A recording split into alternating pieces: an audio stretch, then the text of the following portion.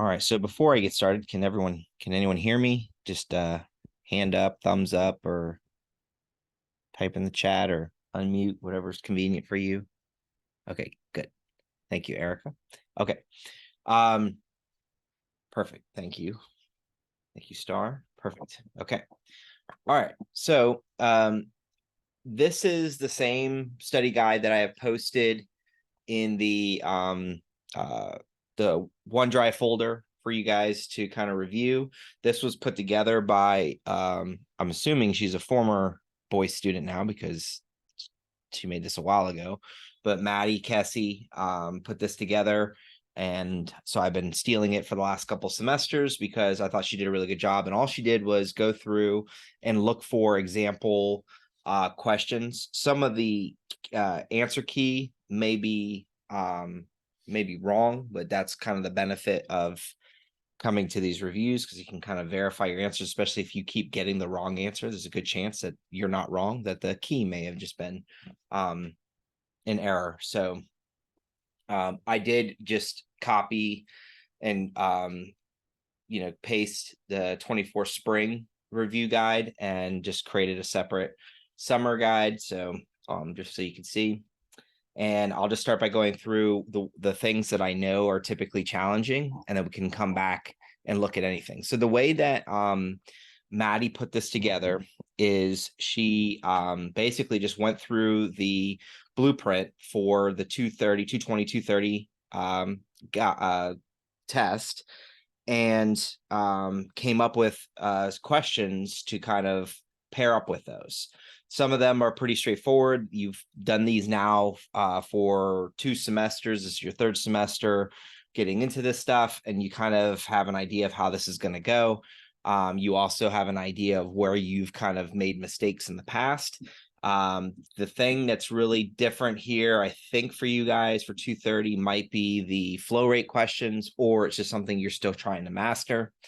But saying all that, you need to know these basic household conversions. There's a couple things in here. I don't know about this here.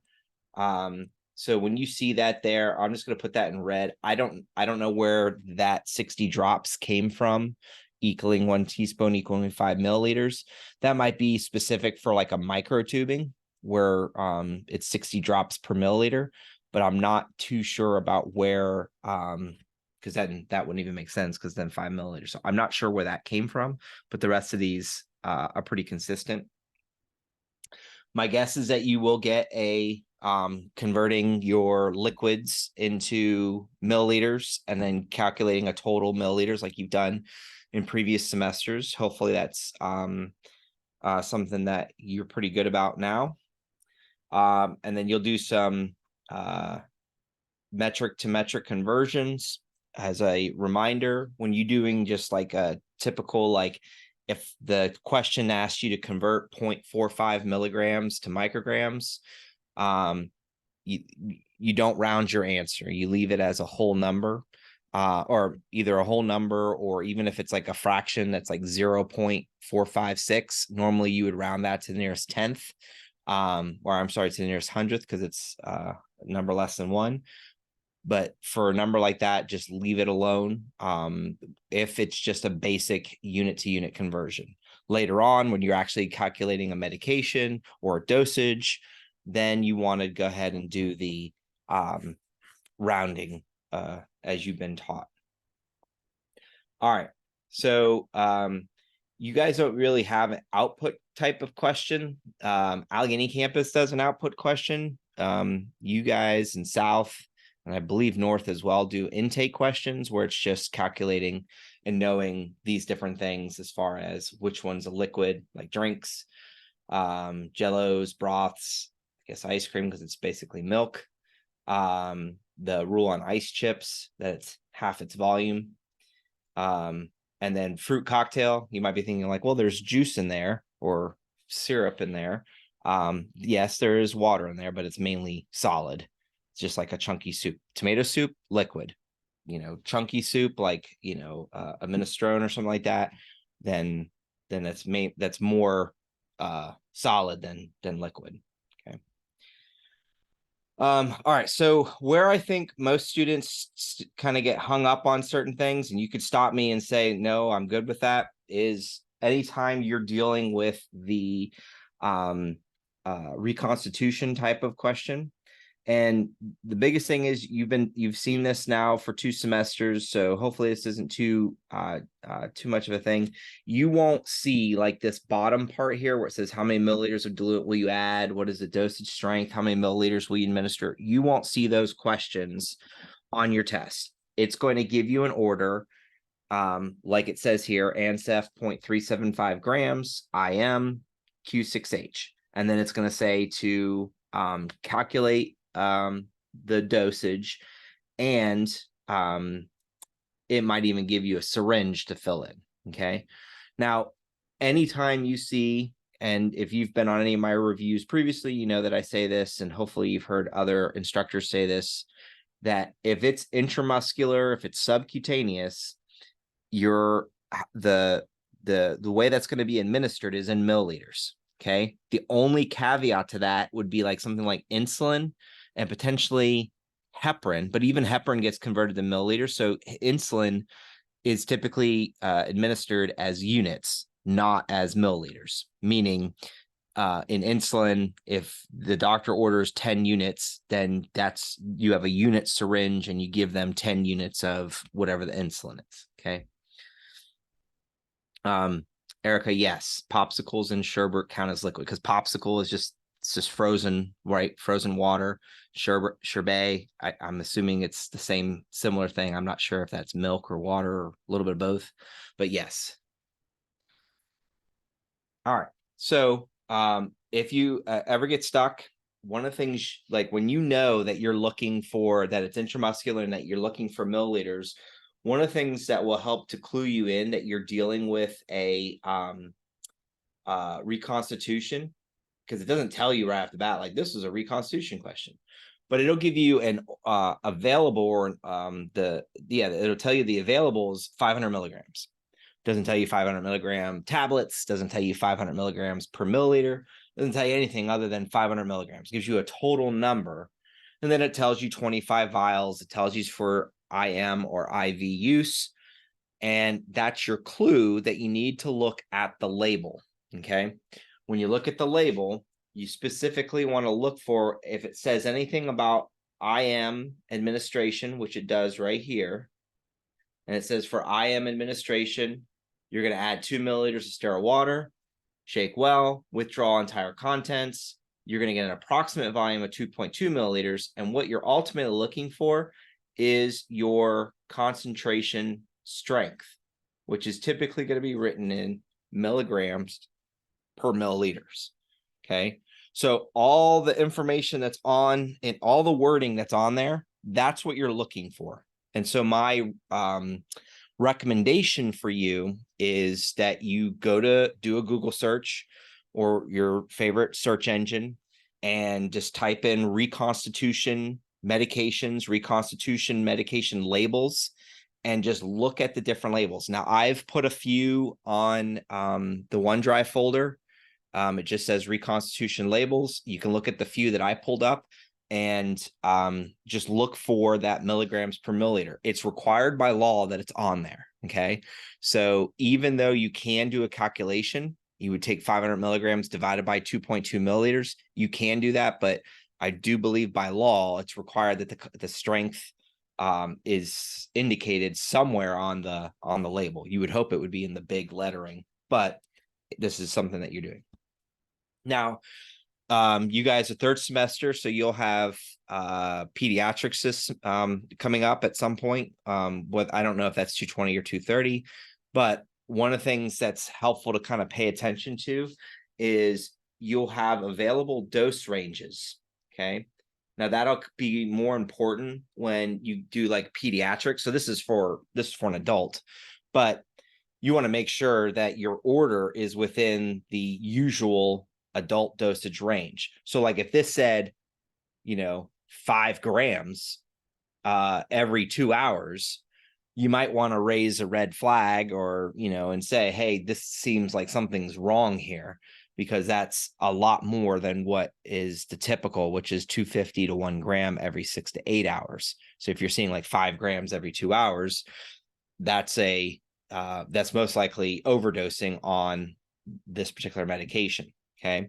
And that's more important, obviously, when you're dealing with kids. And so you'll have like a whole unit about pediatric dosage calculations, which is its own little fun animal that you'll get to enjoy coming up soon.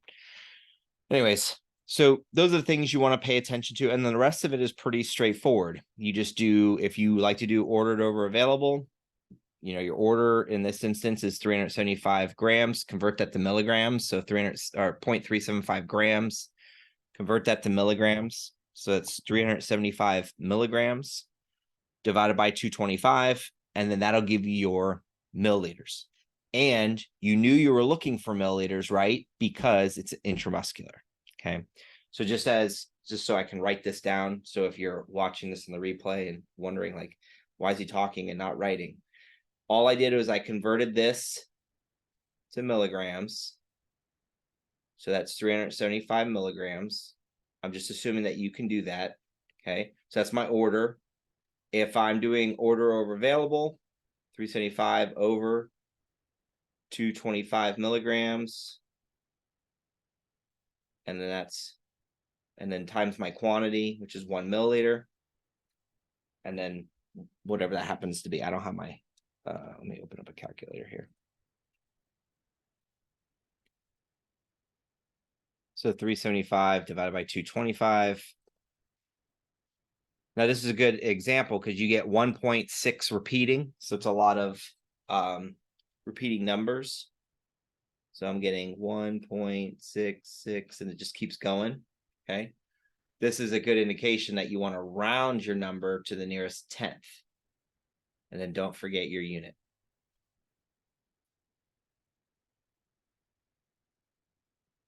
Any questions on reconstitution?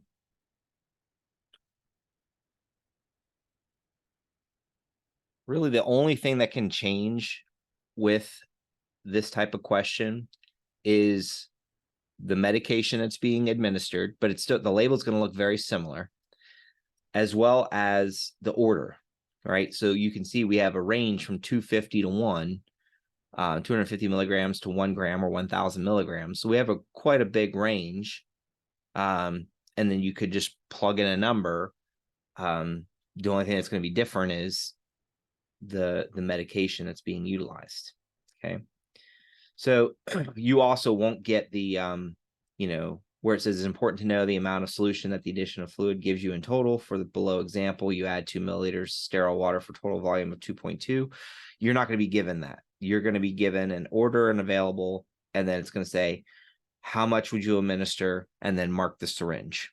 Okay. And if there's a syringe there and it's in milliliters, that's your other clue that that's what you're looking for is milliliters. Oogie. Let's see what else we got here. All right, so some of these questions, I think you saw some of these last semester with the flow rates. Have you guys done drop factors yet? Like drops per minute? Yeah, but can you go over one of the problems, please? Yeah, absolutely. Thank you. Yeah, so like I always forget when you guys kind of jump into the drop rates, so that's why I was asking. So this first one is actually a decent one because there's a lot of extra information in here that you can get kind of tied into and wondering like, what do I need in this particular question? So before I answer the number 9 here, let's first talk or indicate how do I calculate drop rate? So in order to calculate drop rate, I need 2 pieces of information. I need flow rate and I need my drop factor. Those 2 pieces of things will give me my drop rate. And consequently, if I wanted to go from drop rate to flow rate, I would still need the drop factor. I would just need to rearrange it a little bit differently. Now, when I say flow rate just means volume over time. So typically you'll see that as milliliters per hour, but sometimes it could be milliliters per minute. Okay. Drop factor is always going to be given to you, or if it tells you microtubing, then you know that it is that it's 60 drops per milliliter. And then your drop rate, because it's such a slow rate, it's always going to be in drops per minute. Now, when I said earlier that flow rate is milliliters per hour, the reason I say that, like, kind of not necessarily with hesitation, but I say that because you want to pay attention to the timing. And if it's already something that's in minutes, then leave it in minutes. You don't need to make a new calculation. Now, this is one of those things that will actually kind of buck or kind of change the rounding rules, because you can't give somebody a partial or a fractional or a decimal drop. It's a drop or it's not. Okay, so you always round to the nearest whole drop. So you, like, if it's 0.5, and you round it up to the next number. If it's 0.4 or fewer, or 0.4 or less, then you're going to bring it down. So if it's 20.4, they get 20 drops. If it's 20.6, they get 21 drops. Okay. All right. So let's look at this one. It says gentamicin 60 milligrams in 50 milliliters, dextrose 5% water over 15 minutes every 6 hours. There's a lot of things here. Tells me the drop factor. It's probably the easiest thing that's listed there. And it says, what is the flow rate? Now, this is a very open-ended question, because it could be asking for the flow rate, meaning volume, like flow rate milliliters per hour, which could be one thing. But since it gives us a drop factor, we're going to calculate the drop rate. Okay. So what do I need to calculate drop rate? I need volume, which is 50 milliliters. And I need a time. Now you might be saying, okay, well, what do I use? 15 minutes or 6 hours? So the way this is written, I think, is maybe not the way you would likely see this. But if I'm reading this, I'm thinking that they're on an infusion, and every 15 minutes, or they want it to be infusing at 50 milliliters over 15 minutes. And then they want to check on it every 6 hours to make sure that there's still solution in the bag, is the way I read this. So how I'm going to set this up is I'm going to say 50 milliliters over 15 minutes. I'm just going to ignore the 6 hours for now, because the initial flow rate is what the 50 milliliters every 15 minutes. Then I'm going to multiply by my drop factor. My drop factor is 20. Now, you'll see that I'm setting this up using dimensional analysis. So if you're not a fan of the dimensional analysis, I do apologize. But, oh, give me 1 second.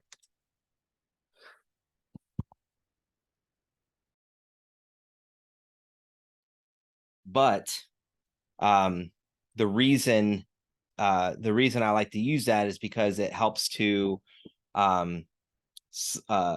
harness in, or at least anchor in, and organize the material. So if you do this a different way, or you just know to do the 50 over 15 times 20, then you're fine. You're doing it right. I do it this way just because I find that it's easier for me to organize. If I ever get stuck when I'm doing these, I know that I'm crossing out and I'm left with what I'm looking for, which is drops per minute. And so I feel like I'm doing everything right. Okay. Now, notice I didn't include 60 milligrams, because the concentration or the strength of the medication doesn't factor into the flow rate. Flow rate is just how much, or how quickly is that medication being administered. So if I say it could be 60 milligrams, it could be 100 milligrams, it could be 2 milligrams. It doesn't really matter, because I'm not calculating for that. All I'm calculating for is how long to administer it for. So I'm going to take my calculator. I'm going to take 50 times 20 divided by 15. And I should get a random, or a number that is not even, which is 66 and a bunch of sixes. So I get 66.66 repeating. And so that, like I said, I'm going to round this to the nearest whole drop. So since this number is bigger than 5, my answer is going to be 67 drops per minute. Now, this could be one of those that the answer is wrong in the key. I don't remember. But that would be the correct answer because you would round to the nearest whole drop. I always say, and that's like the CCAC nursing bubble. As far as math is concerned, in reality, you may only have the option to put into the machine 60 or program into the machine 65 or 70. So then you would have to kind of decide from there. But we don't know that. We don't have the machine to kind of calibrate, to kind of test with that. You'll see that when you're doing some of your rotations if you haven't already. All right.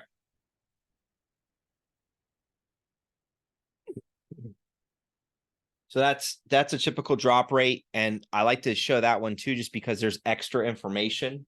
And now, you know, after seeing it, you can be like, oh, okay, so he just ignored this and this.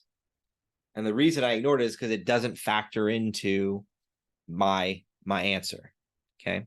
So just letting you know why. It's not because I wanted to. So I almost look at it like if you're doing like an English kind of like paper, like what is some of the extraneous information that you don't need? How can I simplify this? If I said gentamicin 50 milliliters over 15 minutes and the drop factor is 20, all that still makes sense. Then the extra information is the strength of the gentamicin, or it's red, or it's blue, or it's green, or it's big, or it's little, or it's medium. Okay. And then the 15 minutes, it's very specific, 50 milliliters over 15 minutes every 6 hours.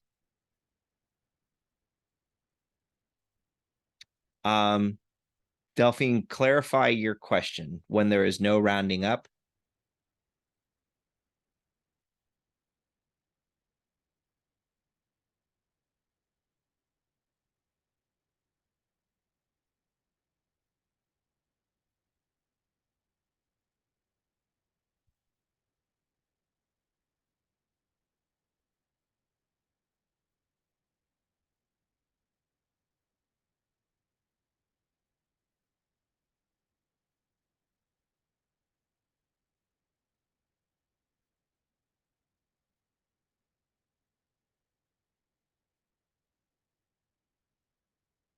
Yeah, Delphine, I don't understand your question about what you mean when there's no rounding up. Right. Yeah. Not all questions are rounded up. That is correct. So most questions are rounded either to the nearest whole number. I'm sorry. Rounded. So if it's a number greater than 1, round to the nearest 10th. If it's a number less than 1, round to the nearest 100th. And if it's a drop question, then you round to the nearest whole, because you can't give someone a partial drop.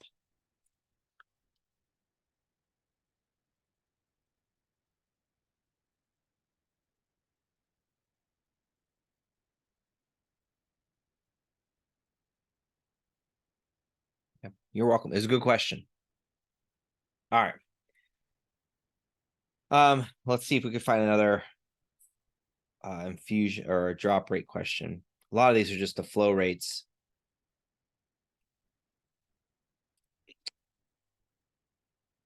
Let me just see if I have another one. I don't know that I do.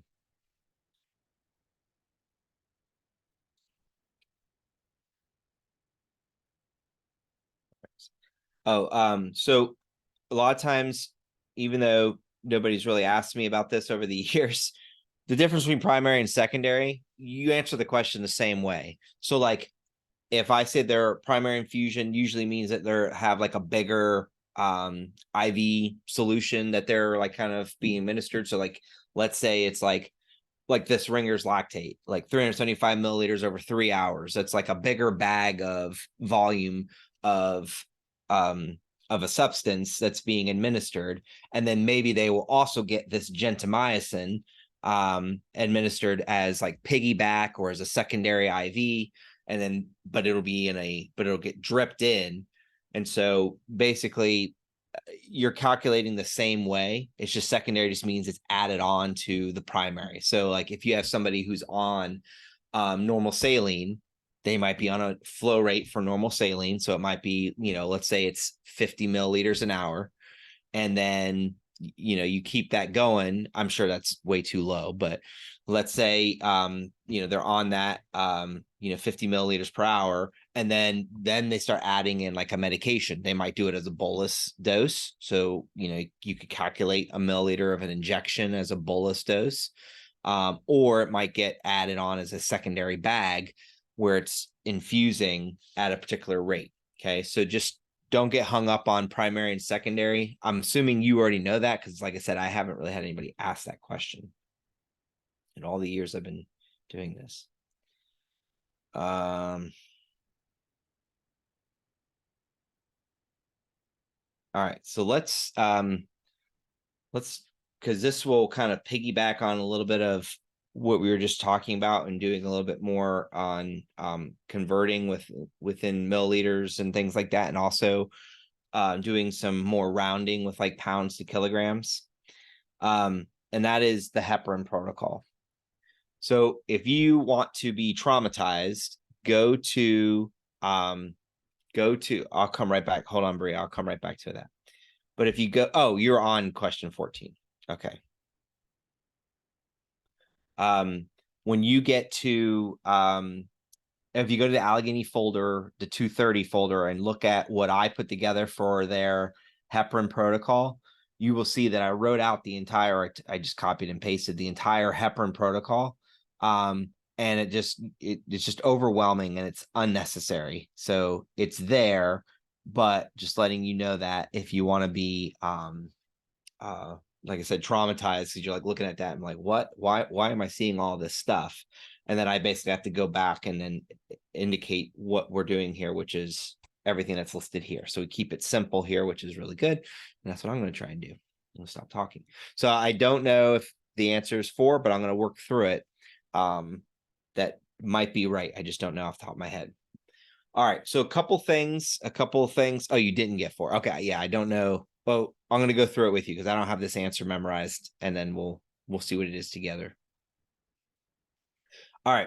So when you do heparin, you're going to see a couple of questions. You're going to see just some conversion questions. You're going to convert units to hour to milliliters per hour. And I think there's a few examples of that later on down here.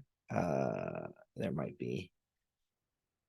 Yeah. So like, how many milliliters will you need to administer? So there's a couple of different flow rate type questions that kind of go with what we were just doing. They're just calculated a little bit differently. But when they talk about what's called the heparin protocol, this is what they're referencing. They're saying that you're going to be told a couple of things and you're going to be given 2 questions. You're going to calculate a bolus dose and you're going to calculate a flow rate for that bolus dose. So this is also considered a weight-based question. Typically, they're going to give you the weight in pounds, and then you need to convert the pounds to kilograms. Now, there is some debate over when you do your rounding and when that is. My argument is that it really shouldn't matter if we're talking about adult dosages, because your numbers are going to be within the same range. Meaning, like, if we're talking about the difference between 4 and 3.8 from a administration of the medication standpoint, they're probably both this, like, basically getting you to the same response. But what I have also noticed is that once you round up to the number that you're going to, it ends up working out the same anyways, because the numbers are so big. And I'll show you what I mean by that if you're sitting there going like, what is he talking about now? All right. So for heparin protocols, to date, I've not seen any variation of this other than to say that this seems to be the standard starting point for a heparin protocol, is that you're going to bolus the patient with 80 units per kilogram body weight.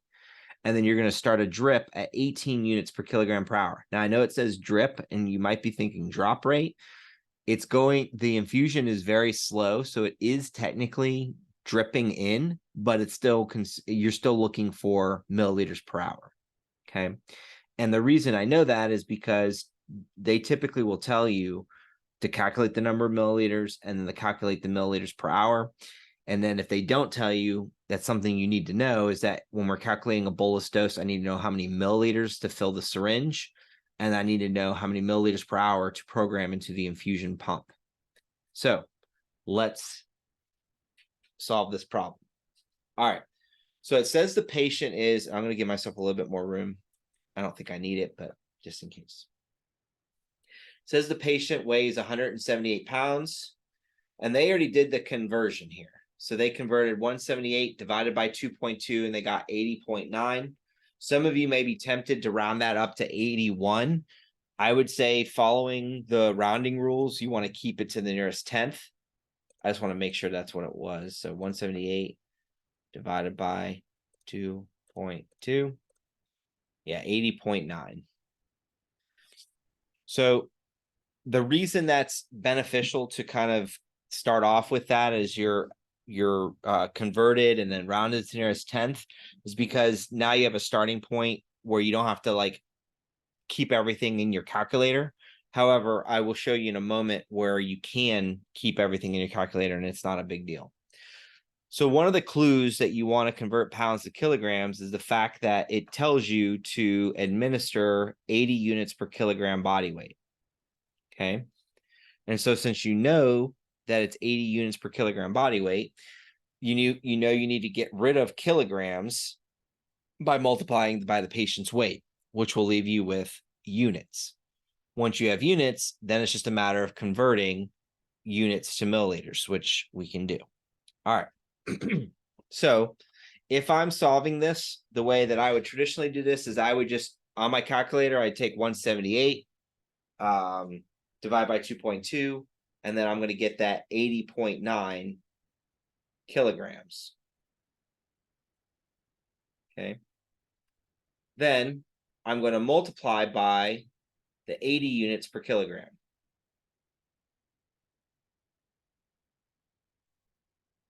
I'm getting rid of kilograms.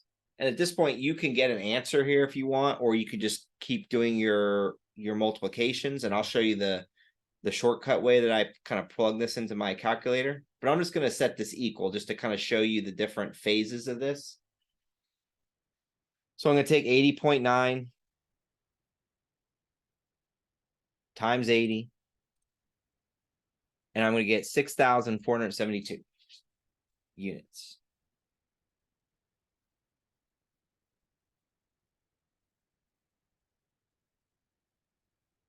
All right.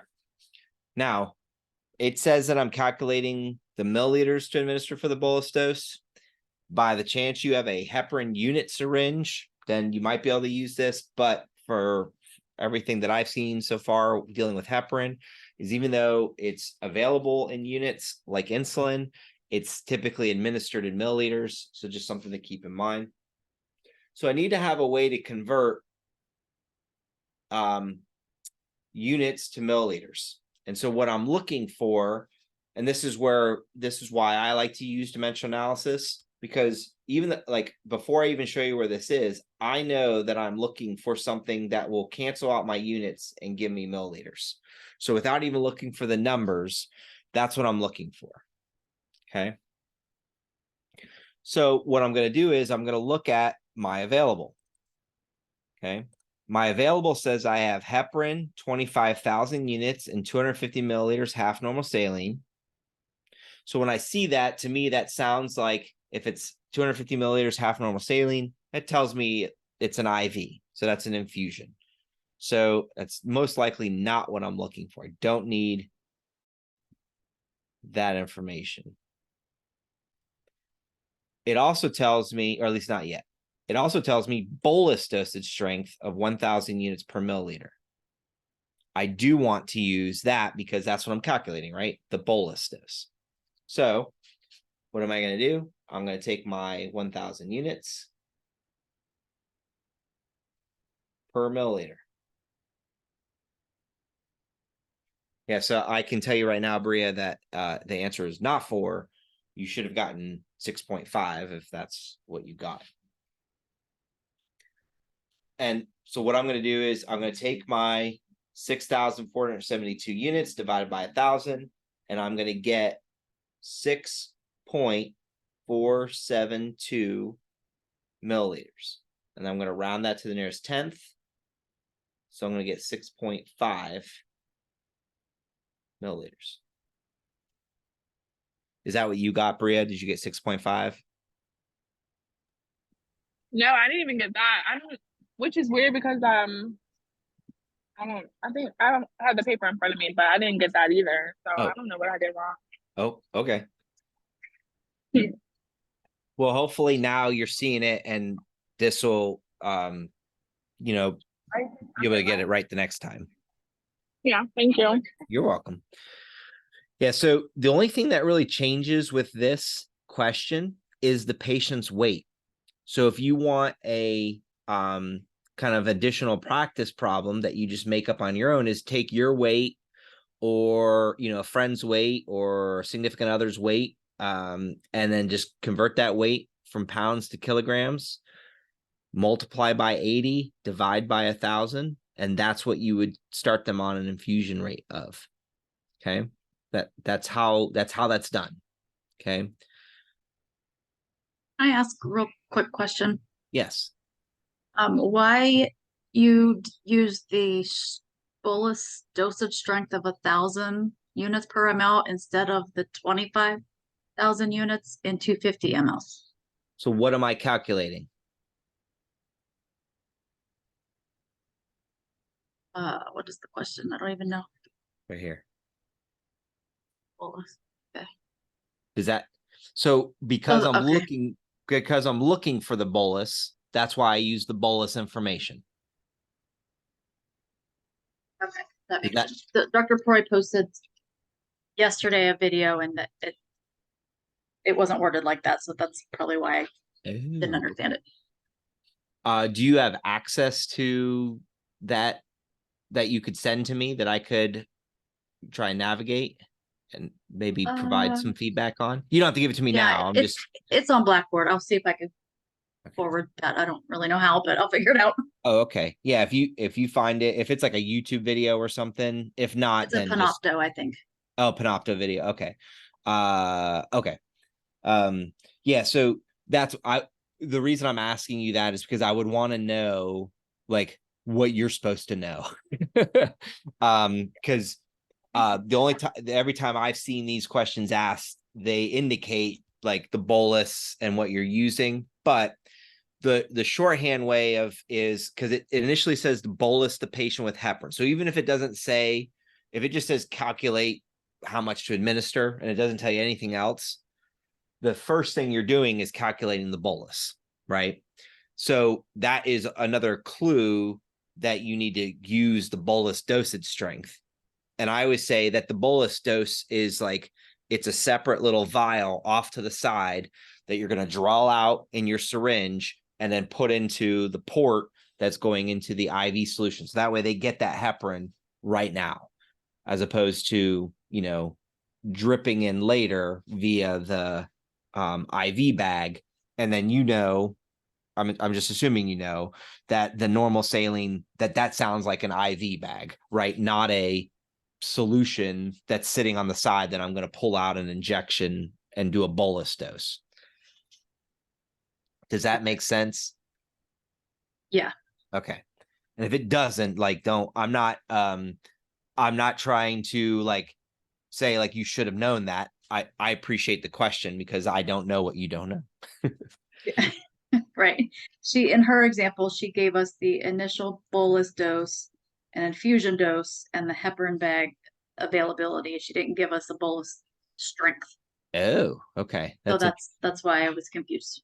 Yeah, so technically there's information missing in that particular question because, like I said, the bolus dose would not come from the IV. Like you can't stick a needle into the IV bag, draw out what you need, and then push it back into, at least not the one that's connected to the individual, I guess. Maybe if that's just, I don't know if there's an alternative way of doing that, but one of the things that's helpful is if you just type in, like if you do a Google search for heparin protocol, it's 80 units per kilogram body weight, start a drip at 18 units per kilogram per hour, Available is 25,000 units, 250 milliliters, half normal saline, and bolus dosage strength is 1,000 units per milliliter.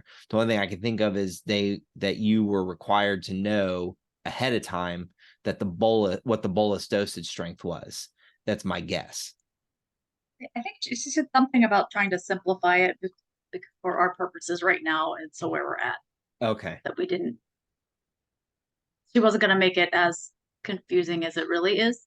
Okay. Just for this is the first time we're using heparin on an exam. So. Okay. But thank you for explaining. No, you're welcome. Yeah, and I appreciate you telling me what you're hearing, because I like to know too, just so I can make sure I'm fine tuning what I'm doing. So, all right. So, as a recap and a summary, given what I have kind of been taught on all these, when calculating a bolus, you take the patient's weight in kilograms, you multiply by 80, divide by 1,000, and that will always give you the bolus dosage strength for when you're starting your infusion. Okay. Now, if I want to calculate my flow rate, then I'm going to get some additional information. And what I'm going to do with that is I'm still talking about the same patient and the same patient body weight. So I'm still going to start off with and making a conversion with the patient's weight in kilograms, so 80.9 kilograms.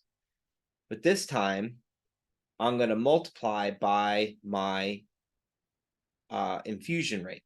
It tells me 18 units per kilogram per hour. So it gives me a rate, which is, and since I'm looking for a rate, I need to know time. I need to know volume. I need to know those things.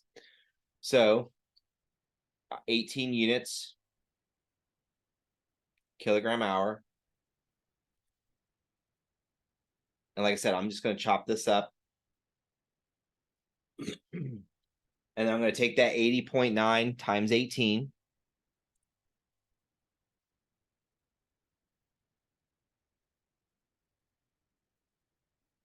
And I'm going to get 1,456.2.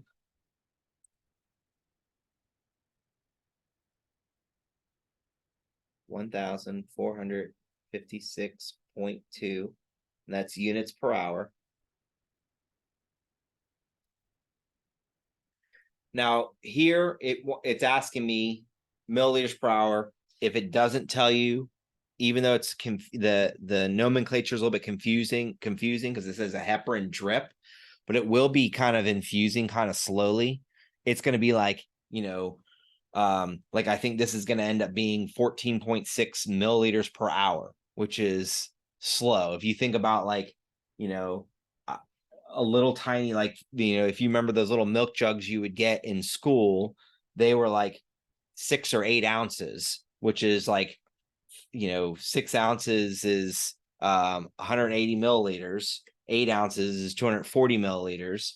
So you'd get, that's a lot. And you could drink that down in what, like a second, right? You could just pound that milk down. But so when it says like 14 milliliters per hour, just realize how slow that is. It's literally going at a snail's pace. It's going to be dripping in, which is what you want heparin to do so that your patient doesn't bleed out. All right.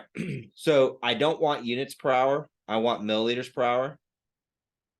And so what I'm going to do is I'm going to look at my available again. And then here's where I'm going to use the 25,000 units, 250 milliliters, half normal saline. And again, the way I kind of wrap my head around this is saying the half normal saline is a IV. We're talking about flow rate. What are we talking about flowing in? It's the IV infusion. And so that's why we're using those numbers. I'm going to get rid of units in exchange for milliliters. So now here it's at, now we're going to use 25,000 and 250. Now, if you want to save some time, the 250 over 25,000 is the same thing as saying 1 over 100. The only reason I'm saying that is if you need like a shorthand way to like kind of check things, but just leave it written out and then just plug it into your calculator. But it was also how I knew that the answer was going to be 14.562. Then we're going to round that to 14.6 mil per hour.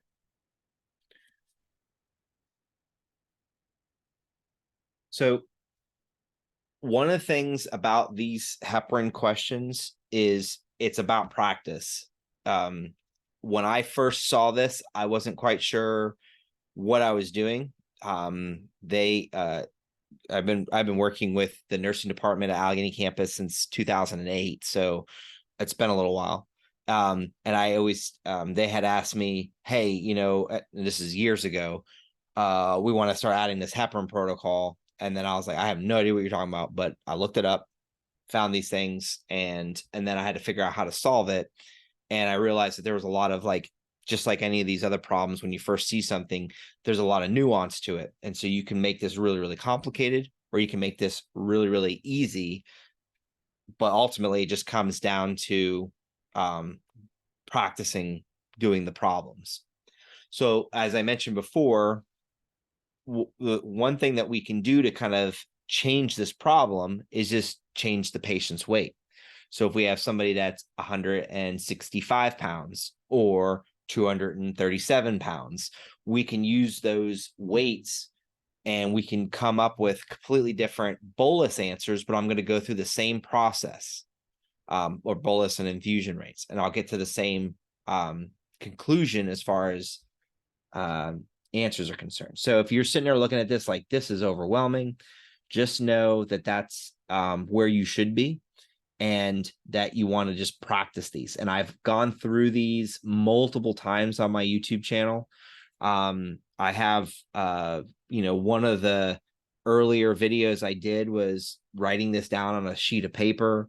You can follow along with that if that's helpful for you. And then, like I said, I'm happy to, if you have other questions, like let's say you get home, or you're probably are home, but let's say over the weekend you have like, oh, what if I do this? And I just want to confirm some of my answers. Just email me and I'll make sure that you are answering them correctly. So just take a different, weight and apply it to these situations.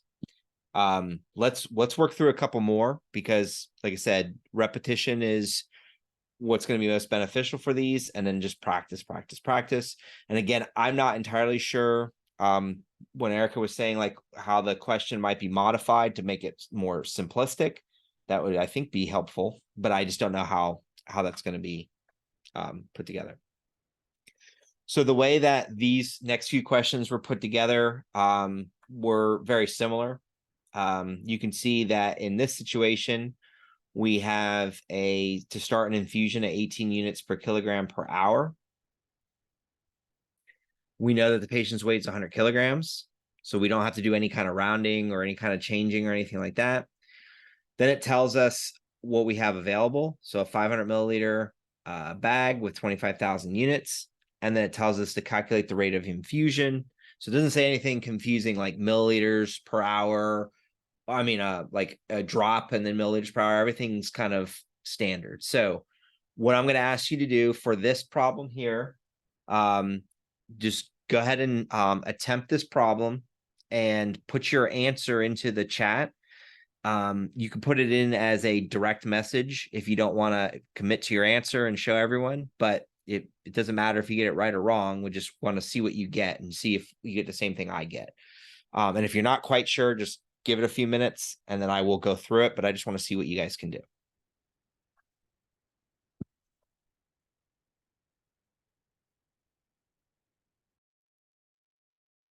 All right, so I'm already getting a couple answers in. If you're kind of stuck, I'll say like in the future, just question mark, and then that way I know that you at least tried it. So let's see. Perfect. You got it. You got it, Sarah. So if you didn't get 36 milliliters per hour, that was what we were looking for. So let me show you just in case you didn't get that. All right, so this is my flow. If you have a different like flow strategy, like whatever is good for you. This is not about what like my way, but it is a way that I think is helpful. So what I'm going to do is I'm going to take my 100 kilograms, which is the patient's body weight. Just want to make sure. Yeah, okay. And you can hear me. Yes. Okay. Take the patient's body weight of 100 kilograms, and I'm going to multiply it by the 18 units per kilogram per hour. Now I'm going to do this where I'm just going to do one like set of calculations. So I'm not going to hit equals here. I'm just going to keep going. Okay. You might hate this, and I apologize. So one of the things, if you ever get stuck on this, like, how do I know where to put things? What am I trying to get rid of here? I'm trying to get rid of units, and I'm trying to get to milliliters per hour. So that's what I use. That's one of the reasons why I like dimensional analysis. I'll be completely straightforward with you guys. It doesn't help you out at all to know this, but I just want you to know, like, if you're like, oh, I don't like to write it down. I don't like to write it down either, but I can flip it in my head and I don't get it wrong ever. Okay. It's not a like a flex or anything like that. It's just that I've been doing this and tutoring this and did this in chemistry when I was in undergrad and in high school. And I did this as a like going through my pharmacy tech program and all that kind of stuff. I know which way the things go, and I can kind of flip around and manipulate the stuff in my head. But me telling you that doesn't help you to have a strategy. So that's why I write these things down. I will tell you, when you're in 230, 240, sometimes it's helpful to write these things down if you're not doing so already. And if you are, great. And then if it's not, like, you don't feel comfortable doing it, I would say the only way to get comfortable at it is just to practice it. So, all right. So this helps me to organize where I put the 500 milliliters and the 25,000 units. Okay. Put 25,000 here. I put the 500 here. And then all I'm going to do is I'm going to take 100. So I'm going to take 100 times 18 times 500. I'm going to hit equals on my calculator. I'm using my computer calculator, which is that basic 10 key calculator that you're going to have. And I think I get like 900,000 or something like that. Some big number. Yeah. 900,000. Then I'm going to divide by 25,000. And that's where I get my final answer of 36 milliliters per hour. Now you'll notice that this is a similar question. We're talking about heparin. They started with the same infusion rate, 18 units per kilogram per hour, but their available was different. It was a 500 milliliter bag with 25,000 units instead of a 250 milliliter bag with 25,000 units.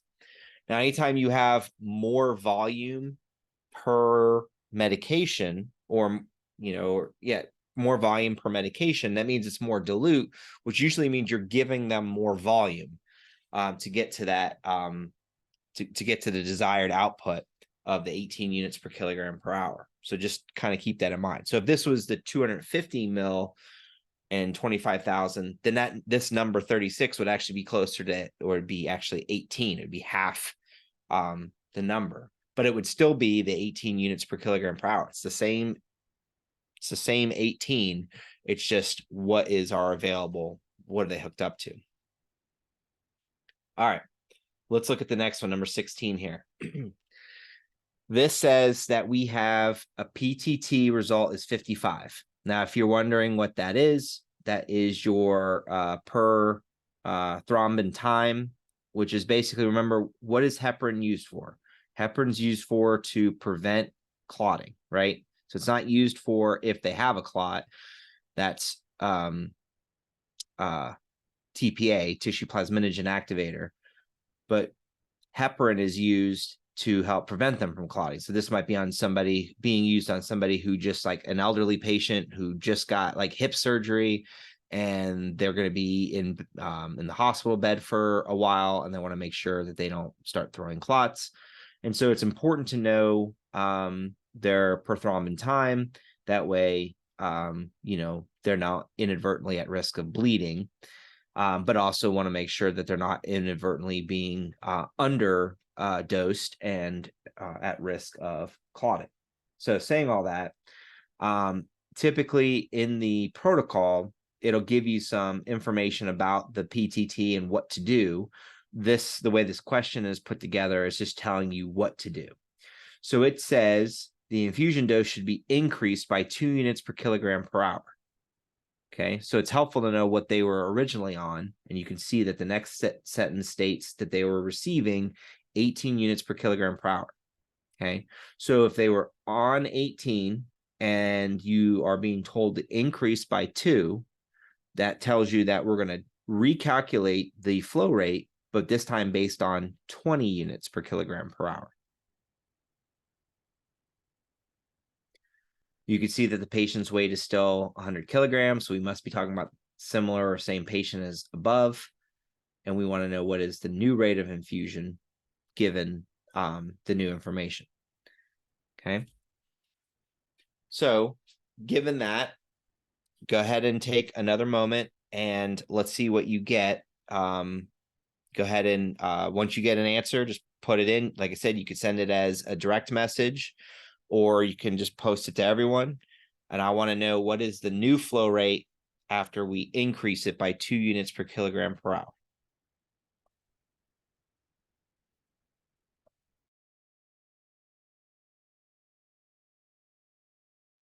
Okay, great. Yeah. If you got 40 milliliters per hour, it's exactly what we're looking for. So if you didn't, here's how we got there. Patient's weight. Where are we at? Patient's weight is 100 kilograms. This time we're multiplying by 20 units per kilogram per hour. Not because I'm trying to be confusing, it's just because I'm just following the directions. I don't want units per hour, I want milliliters per hour. So I need to get rid of units. And I want milliliters. It tells me I have a 500 milliliter IV with 25,000 units in it.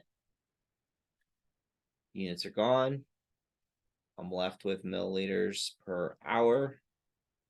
And I'm going to get 40 mil per hour.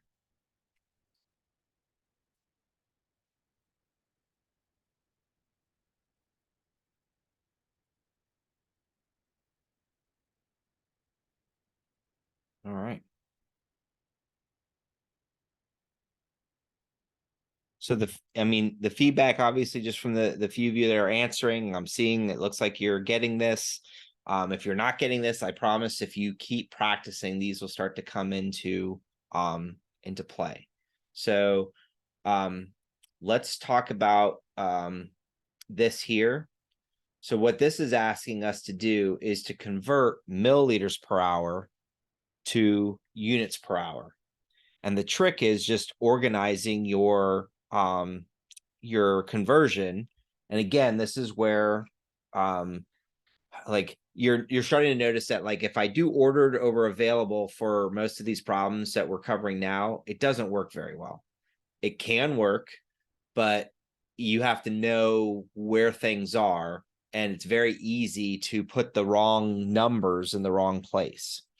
So there's a couple of different ways, and I know that my strategy for dimensional analysis might be a little bit different than maybe what you've been taught, just because I've had some people say, like, they always start with like the units per hour and then the milliliters per hour and all that kind of stuff, and that's fine.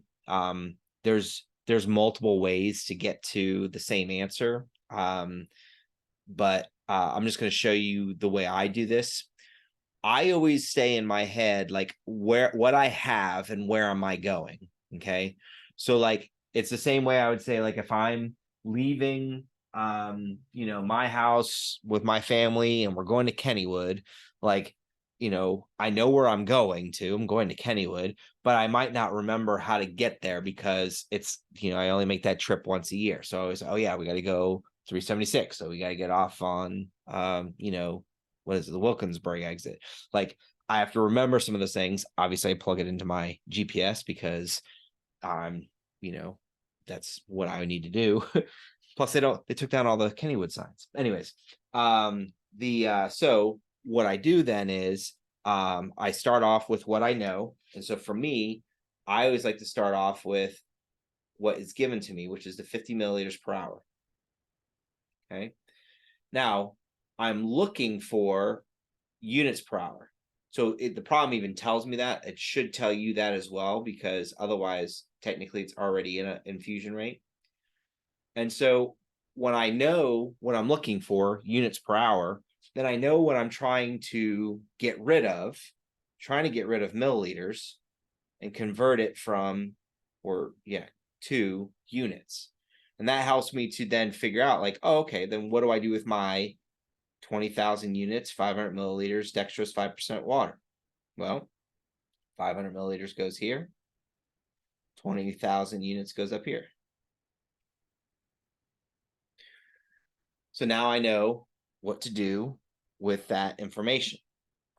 So I'm going to plug into my calculator 50 times 20,000 and divide it by 500. And I'm going to get an answer of 2,000 units per hour. Like I said, all I'm doing in this particular problem is converting units per hour to milliliters per hour. In question 19, it's asking you to convert units per hour to milliliters per hour. So you go ahead and do that, and let's see what you get.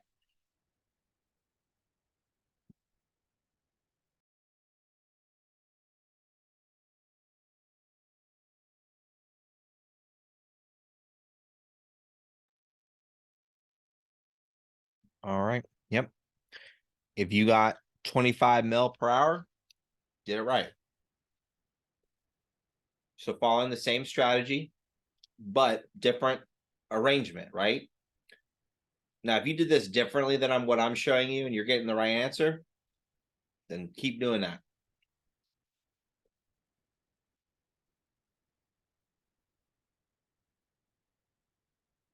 Hopefully you're starting to see my strategy here. And notice how I keep changing what goes on top and what goes on bottom, and what tells me that is the thing that I'm looking for. So here it's, it doesn't tell me, it says, how will the IV pump be set? Well, by context of this question, I'm looking for milliliters per hour. You should get 25. So when I'm doing this one in my head, just so you know, I'd say, okay, it's 1,000 units per hour. I'm going to take 1,000 times 500 divided by 20,000. That's what I do. And then I check my answer. Now, one of the things I pay attention to is I know that when I'm going from units per hour to milliliters per hour, it tends to be a number smaller. And then when I go from milliliters per hour to units per hour, it tends to be a number bigger. It's not always the case for all types of medications, but in this situation, that's what it is.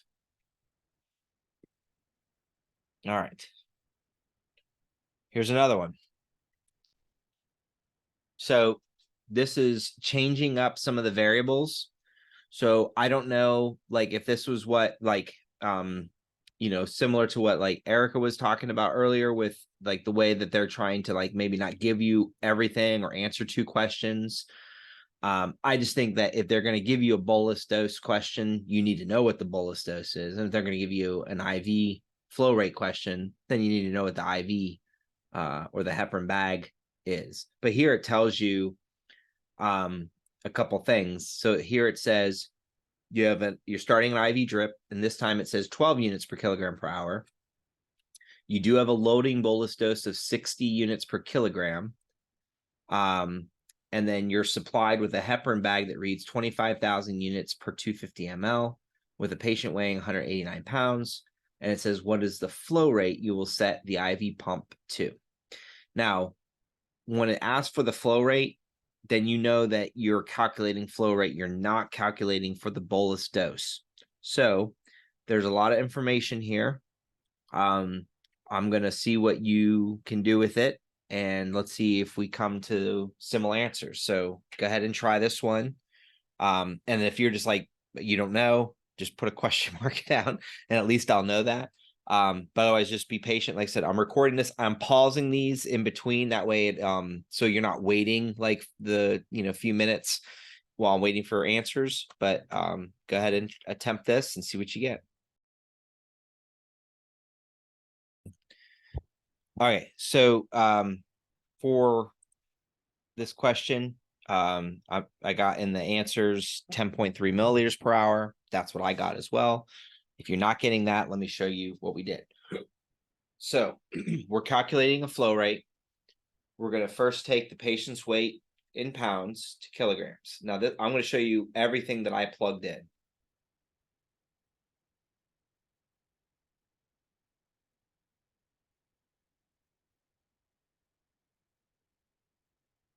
All right, so I'm just writing down my information here. You just know that, and I know you all know that if you take the patient weight in pounds, divide by 2.2, that'll give you the kilograms. So that's technically what I have written here. So I'm actually not going to solve that and then round to the nearest 10th, because you don't actually have to do it that way. You can if you want. You're going to come up with the same answer, but maybe just for consistency's sake, I should. So let me just do that. I'll just delete this, and then we'll take the 189 divided by 2.2.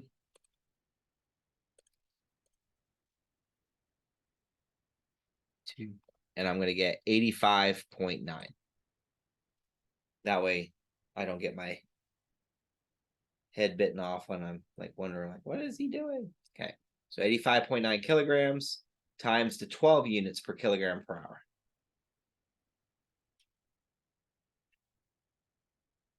Then I'm going to multiply, because I got rid of kilograms. I'm currently in units per hour, but I don't want units per hour. I want milliliters per hour. So I'm just converting units to milliliters. 25,000 units, 250 milliliters. And then you're going to get, I know it's 10.3, but I just want to see what the actual full numbers are. So 85.9 times 12 times 250 divided by 25,000. I'm going to get 10.308, and we would just round that to the nearest 10th, so 10.3 mil per hour. So you guys are doing pretty good here. You're giving me the right feedback, so that's good. Let's keep going. And maybe just because some of you might have had some of these questions already answered, for the next two, I'm going to change some variables. Okay. So this says we have a heparin drip running at 24 mil per hour with a heparin bag reading 12,500 units, 250 mil. How many units per hour is the patient receiving? So I'm going to leave that there. But what I'm going to do is I'm going to create a separate problem. But I'm going to change some factors here. Oh.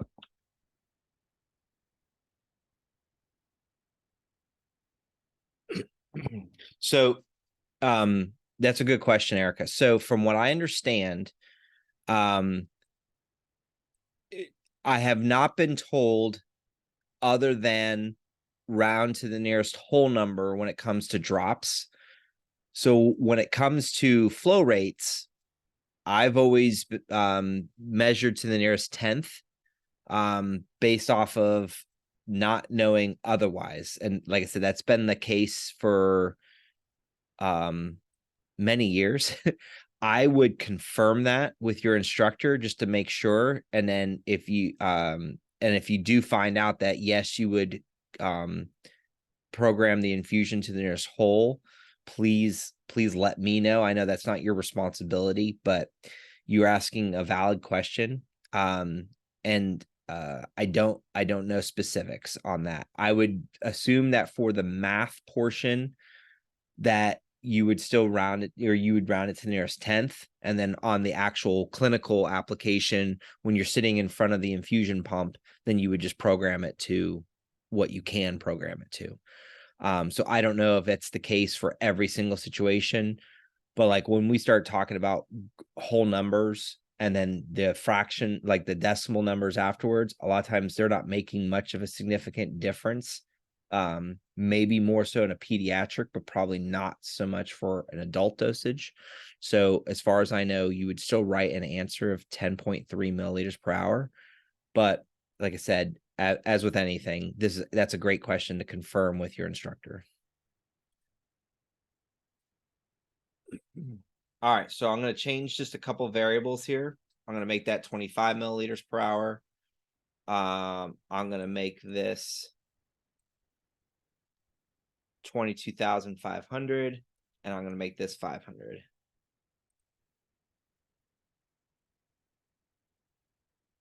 So we'll save this one because you have the answer for this one. So I want you to answer this one. That's oh.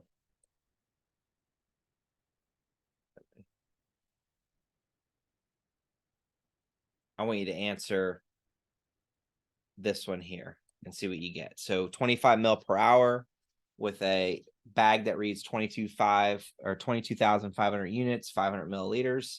And I want to know how many units per hour the patient is receiving.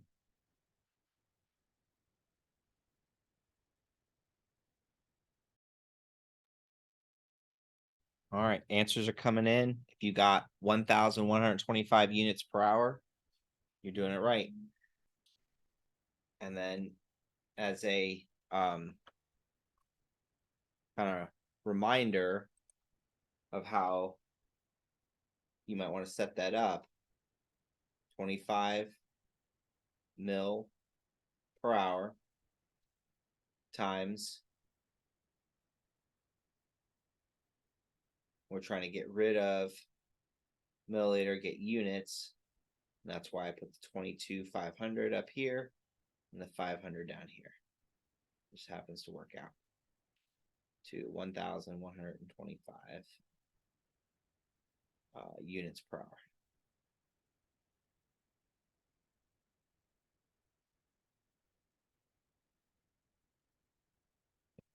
Got it. Perfect. Okay. So, like I said, a lot of these are just practice, making sure you have a good foundation on these. I know I'm at least I'm assuming that you've practiced some of these already. So I just want to see, we have a few more. These are a few more like kind of infusion rate questions. We'll go to our nitroglycerin. Do we need to work through this one, or are you guys feeling pretty good about these?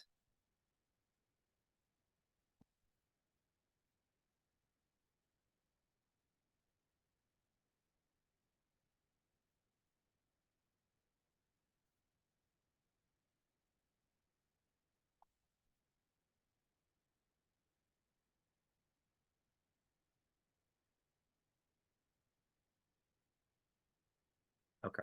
All right. So let's I am gonna work through one because someone asked. So we'll go through this. All right.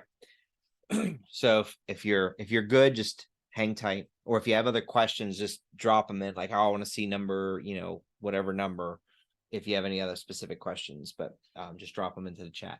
All right. So your patient's recent PTT is 42. Remember, we're measuring to evaluate their clotting. And according to protocol, you need to increase the heparin drip by 2 units and administer a 30 units per kilogram bolus. You will recheck the PTT in 6 hours. The patient is currently receiving heparin drip at 16 units per kilogram per hour. So if it's if we're increasing by 2, then we know we're going to increase it to 18. And we have the bag of 25,000 units heparin, 250 milliliters, most likely half normal saline. You have a patient that weighs 163 pounds. How many units will the patient receive as a bolus, and what will you change the flow rate to? So this is actually a good question because I don't have a bolus dosage strength.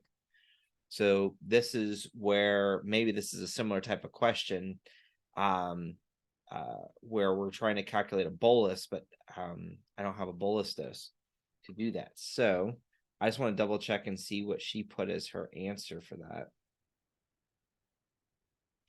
No, she calculated a infusion. That's not right.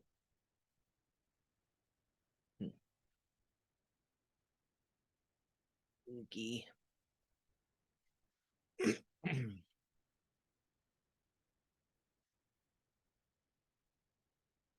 I'm just double checking a couple things here because I just want to see, because if it asks us to calculate how many units.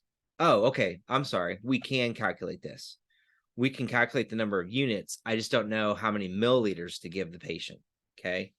So that I can calculate. That way that I can figure out. I'm just going to take the patient's weight in pounds, convert it to kilograms, multiply by 30, and that'll tell me how many units of the bolus, but it won't tell me how many milliliters because I don't have an equivalent, which is fine. We can still answer that question. And then we can calculate the flow rate because I do have an IV. Okay. So let's do it. So I'm going to take the patient's weight, 163, and divide it by 2.2. And I'm going to get 74.1 kilograms.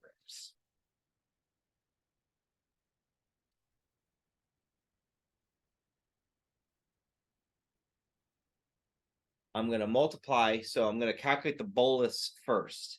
So I'm going to multiply that number by 30 units per kilogram. So kilograms cancel out. I'm left with units. 74.1 times 30. I'm going to get 2,223 units. So that's all it asks me to calculate is how many units to administer. So that's my answer for my bolus dose. Okay. Now, saying all that, that means I do not know. I could not calculate, given the information here, I could not calculate the milliliters to give, but I can calculate the units to give. Okay. All right, let's look at the flow rate then. So same patient, same weight, 74.1 kilograms. Now this time, remember we were at 16 units. So that's where we were, but we're increasing by 2 units. So my new number, which is a familiar number, is the 18 units per kilogram per hour. Then you know that we don't want units per hour. We want units per milliliter. I'm going to use my IV that I have available there. So I'm trying to get rid of units and convert it to milliliters. So 250 goes with the milliliters, 25,000 goes with the units. So I'm going to take that 74.1 times 18 times 250 and then divide by 25,000. And I'm going to get an answer of 13.338, which I'm just going to round to 13.3 ml per hour. And the only thing I would say, just to kind of piggyback off of what Erica had asked earlier, is, that might just be programmed into the pump as 13 milliliters per hour. But when it comes to like doing the math questions, I don't know how much overlap there is with that. And so that's why I always write to the nearest 10th. So just again, please confirm with your instructor how, like, especially with these heparin questions, how they want you to write, because you can give a bolus dose down to the nearest 10th, but you may not be able to program to the 10th with an infusion rate. I just don't know that definitively. I've also seen where you may not have 13 as an option. It might only be 10 or 15 as an option. So again, just confirm that with your instructor just to make sure.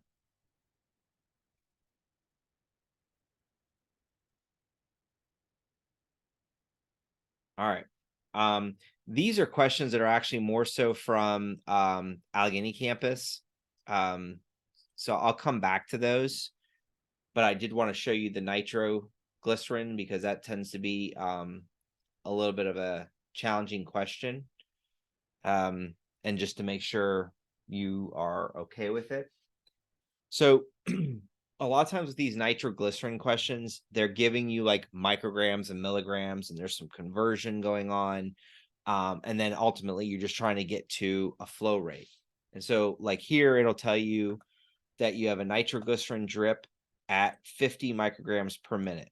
Now I've given you all the kind of tools you need to work through this, but without showing you, you might be like, oh crap, I don't know what to do here either. So let me help you navigate through this. And then, like I said, if I go too fast, you have this as a reference. If you're watching this on YouTube, you can always pause in between as you're kind of going through this, write it down. You will get more benefit of writing these things down than just by listening to how Dr. Rad did it. Write it down yourself. That way you can make sure and try and do it before I do it. That's why there's a benefit of pausing. So anyways, it says that the nitroglycerin is mixed at 25 milligrams in a 250 milliliter bottle. So there's your conversion. And then it even tells you have a concentration of 100 micrograms per milliliter. Now, you won't always get that conversion, but if it gives it to you, that's great because it says 100 micrograms per milliliter. That's actually really, really helpful to know. And then it just says calculate the flow rate in milliliters per hour. Now, because it gives me the concentration in micrograms per milliliter, and because the order or the rate is listed as 50 micrograms per minute, I'm actually going to go ahead and just utilize that information to answer the question.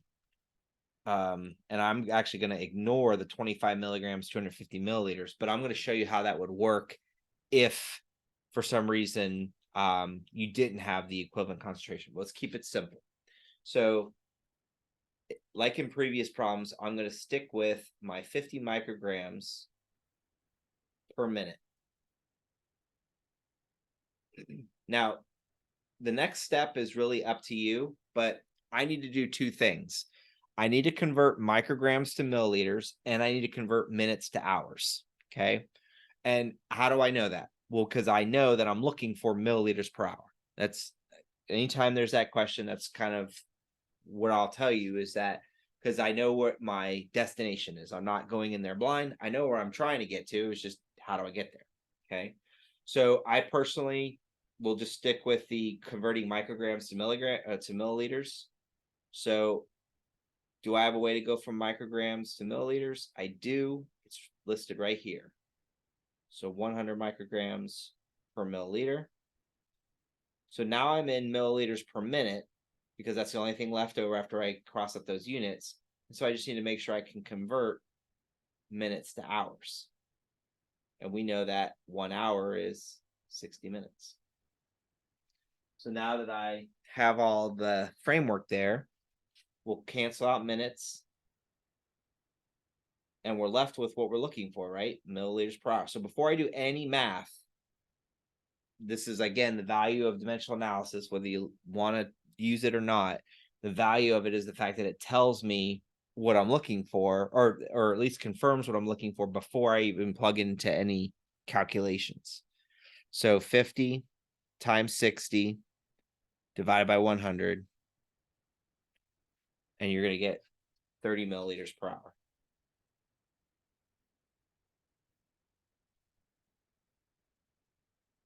Now, what if they didn't give you the 100 micrograms? Could you still answer this question?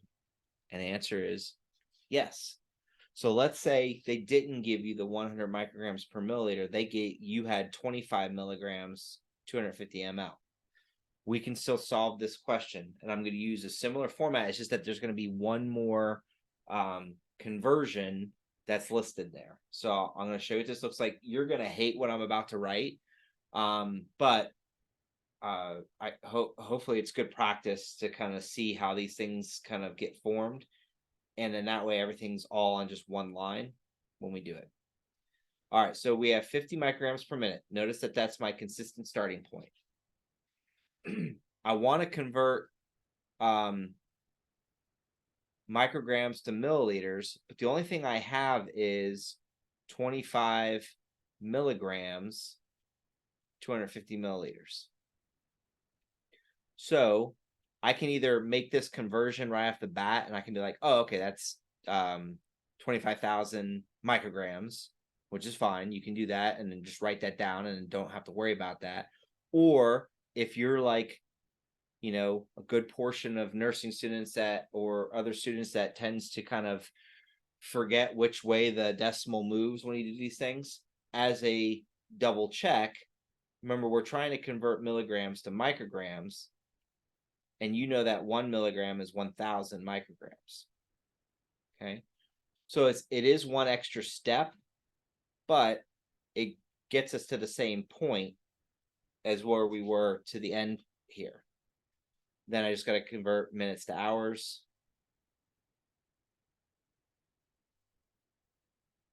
Okay. Now I have a little bit more, or a few more numbers to type in, but I'm going to do 50 times 250 times 60, which gives me 750,000. Then I'm going to divide by 25, and then I'm going to divide by 1,000. And guess what? I get the same answer, 30 micrograms, or 30 milliliters per hour. And again, you knew what you were going to get before you did any kind of calculations, because the only thing left that wasn't crossed out was milliliters per hour. All right, so go ahead and try number 26 and see if we get the same number. Actually, let me change the numbers, since I always like to do that, since you probably already have some of these answered. So I'm gonna leave that up there, but I'm gonna change the numbers here. So let's make this 20, actually, yeah, 20 micrograms per minute. And then we'll do 0.5 milligrams per 125 ml. And I want to know what the infusion rate would be for that.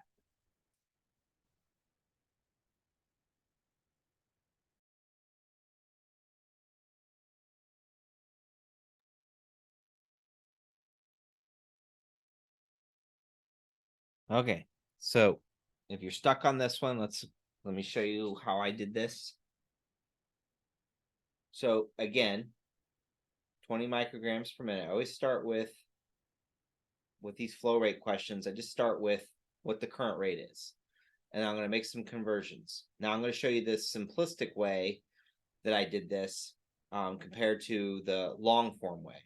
So it tells me we have 25 milligrams, 125 milliliters.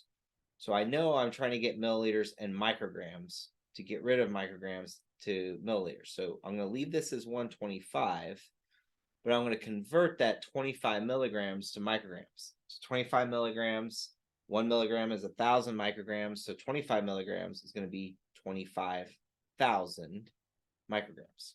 Okay. Now, if you prefer to do it the way I did it up here, where you, you know, leave it in milligrams and then convert milligrams to micrograms, perfect. I'm doing the, I'm just kind of shorthand in the same way. And then 60 minutes per hour.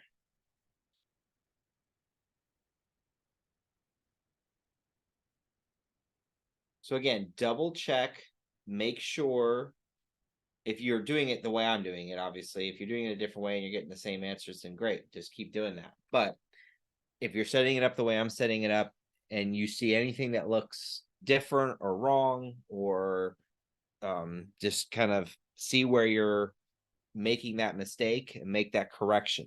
And if you're writing these numbers in a different order, you most likely have the same 3 numbers on top and the same number on the bottom, or 2 numbers on the bottom. So I'm going to take 20 times 125 times 60. I'm going to get 150,000, and then I'm going to divide by 25,000. And I'm going to get an answer of 6 milliliters per hour.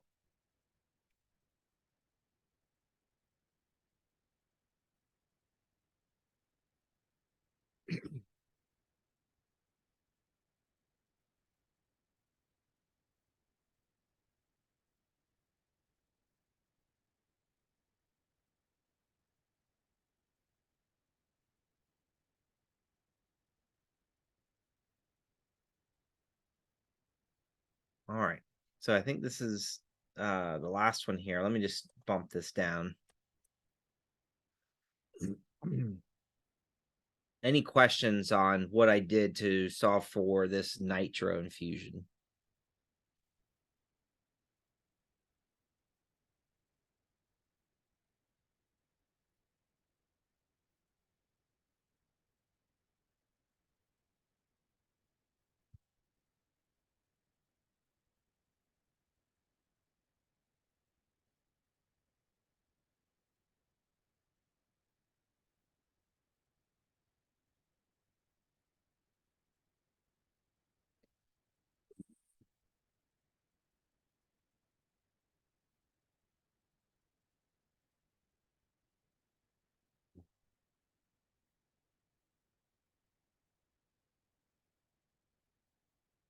All right.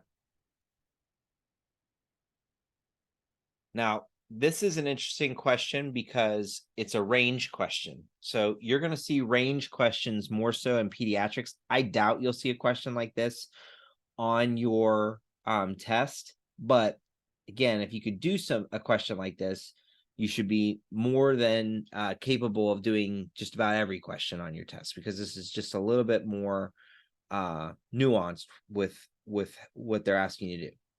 So it's a similar question. It's still a nitroglycerin or nitroprusside question. It says that you are administering 15 to 200 micrograms per minute. So there's a range there. So on the low end, it's 15. On the high end, it's 200 micrograms per minute. Then it tells you the IV solution was prepared by adding 50 milligrams of the nitroprusside in water, and the final solution contains a volume of 250 milliliters. Okay. And then it says you should infuse the IV solution at a rate of what to what milliliters per hour. So basically what you're going to do is you're going to calculate milliliters per hour twice. You're going to count it, or you're going to account for it on the low end, 15, and at the high end, 200. And that will give you the range of the rate to kind of program the infusion. So this would be good to know if like you're trying to make sure you're not too high or too low, so that you're giving like an effective dose without accounting for the patient's weight in this particular question. So this one is a little bit more challenging. So let me just actually, I don't think it's any more challenging than what we've seen. It's just you just need to know like how to arrange it. So I'll go ahead and work through this one since we're kind of running short on time. But I'm going to start off with my 15 micrograms. Whoops. 15 micrograms per minute. And then right underneath that, I'm going to write 200 micrograms per minute. I'm just going to have them both going at the same time. I want to show you that I'm just going to set these up exactly the same way. Excuse me. All right. So 15 micrograms per minute, 200 micrograms per minute. For the 15 micrograms per minute, I still have that 50 milligrams per 250 ml. I'm trying to get rid of micrograms and I'm trying to get to milliliters. So I have 250 milliliters and then my micrograms. So 50 milligrams, I'm going to just convert that to 50,000 micrograms and then convert minutes to hours. And then I'm going to do the same thing down here. 250 milliliters, 50,000 micrograms, 60 minutes per hour. When these start to become repetitive and boring, then you know you're on to the right track. And the trick is just to make sure you don't miss anything, because that will happen when you start getting really good. Oh, that's supposed to be micrograms, sorry. You want to make sure that you're not missing anything when you're writing these things down, because that's where you'll run into snafus where you're like, oh shoot, why, something seems wrong here, or I'm not getting the same answer that might be listed in a key or whatever, I got, or what you saw was got in a demonstration. So all I'm going to do is I'm going to take 15 times 250 times 60 divided by 50,000. And for that one, I'm going to get 4.5. Like, again, I don't know if that means you should round it up to 5, but I'm getting 4.5 milliliters per hour. That's the low end flow rate. And then the top end flow rate is taking 200 times 250 times 60 and divided by that same 50,000. And so on the high end, it's 60 milliliters per hour.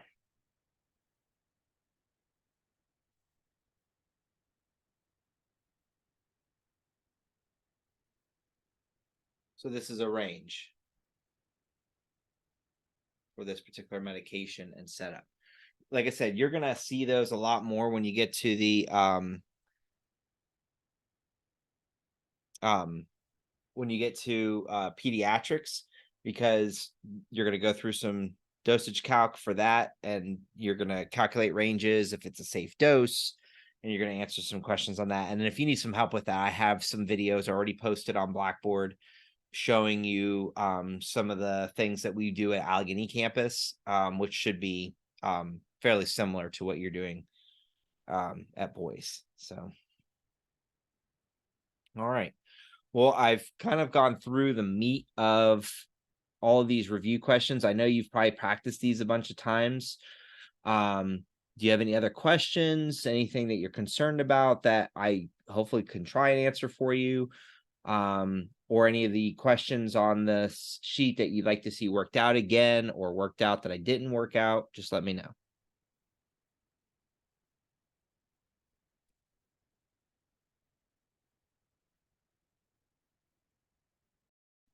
Well, I'm okay, but thank you very much. It was very helpful.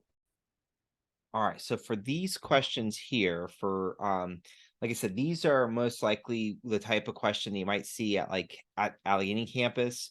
I don't know that you'll see these at Boyce, but it's just more converting, right? So it's more practice of what I've been showing you with converting in this. Now we're going back to units per hour to milliliters per hour. So I'm going to follow the same strategy, right? I'm going to start with my units per hour. So I have 2,500 units per hour.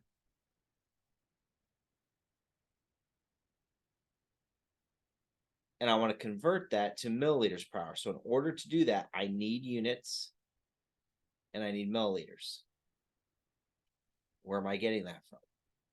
250 milliliter IV, 25,000 units. So I'm going to put my 25,000 units down here and my 250 mils up here. Before I do anything, I'm going to cancel out, make sure I'm in milliliters per hour, which I'm in.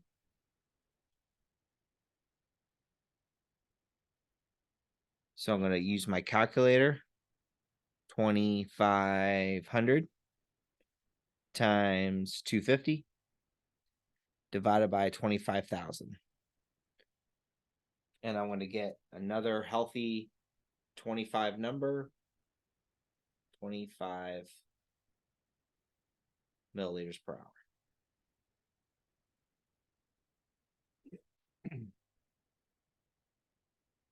So this would be considered a heparin infusion / heparin flow rate question.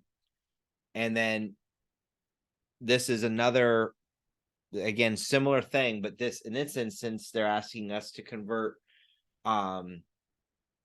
units per hour to milliliters per hour for insulin. Okay. So I've seen more application and questions like the heparin protocol, where you're doing the converting units per hour to milliliters per hour, more so than I've seen the insulin. But technically, as long as there's units listed there and we have a way to convert, we can do it for everything. So I'm going to start with my given 25, or my starting flow rate, 25 units per hour. And I'm going to convert it from units per hour to milliliters per hour. So I'm going to get rid of units, get rid of milliliters. So before I write any numbers, I know where the things need to go. The only thing I need to pay attention to is make sure that those numbers are in the same IV. So we have a 500 milliliter IV with Humulin R regular U100 insulin, 250 units. So 250 goes here. And 500 goes here. It was 25 units. Make sure we know that that's a 500, not a 560.